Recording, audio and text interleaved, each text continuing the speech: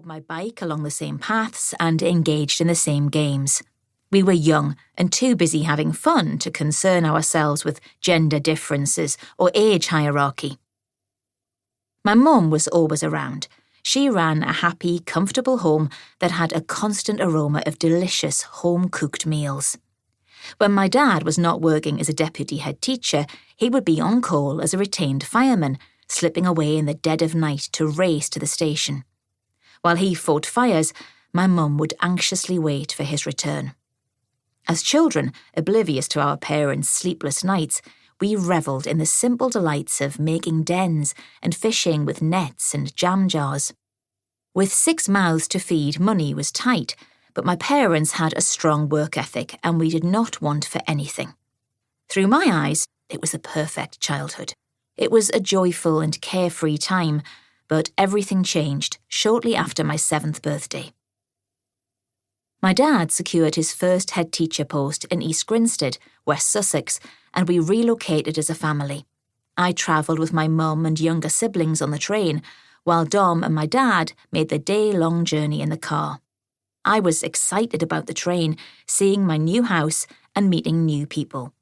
I did not consider the reality of the days that ensued, and I had not fully comprehended that in these circumstances, new replaced old.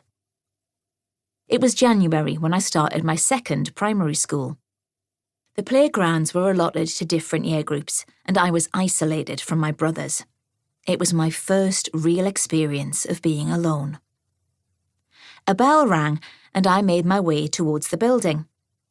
"You must be the new girl."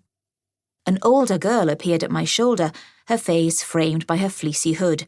I did not like the idea that I must be someone, but I was lost and her guidance was welcome. "Your class is here." I took my place in the line, but was pulled out by my teacher who conducted a tour and an information brief on the daily workings of the school. While it was a friendly and necessary introduction, it was also an unwelcome exhibition of my stranger status.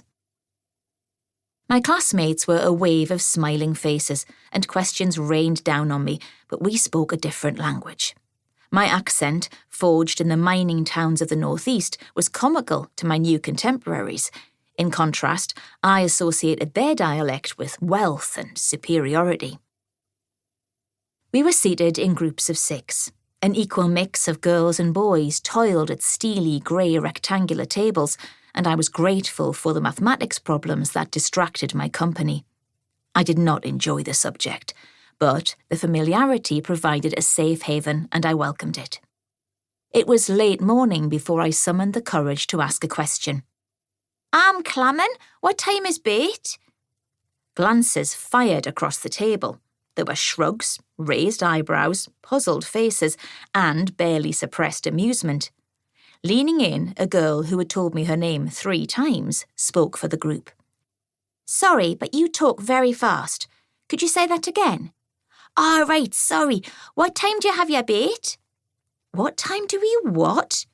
"What time is dinner?" "Do you mean lunch?" Every conversation was an effort, and I didn't want to be different. I was more comfortable in the background. I was no stranger to fitting in. I had emulated my older brother and his friends for years. So, that afternoon, I studied my peers and took my lead from them. Over the next few days, I learned to use the full version of every word and avoided phrases that would accentuate my accent. I linked arms with the other girls as we walked aimlessly around the playground. I even attempted to skip. By the end of that first week, I was an image of what I thought was expected. Outside of school, I played football with Dom and a group of local boys. I was already beginning to settle in this new town. My family and I spent 3 eventful years in Sussex. We moved to Ashdown Forest when I was 9, and I had the freedom to explore the woods, join in with marathon football games, and roam as I pleased. I believe my love of the outdoors stems from this time, as it created a sense of unbelievable freedom and endless adventure. However, it was also a time when I began to recognise inconsistencies and disparities between my peers and I. The boys were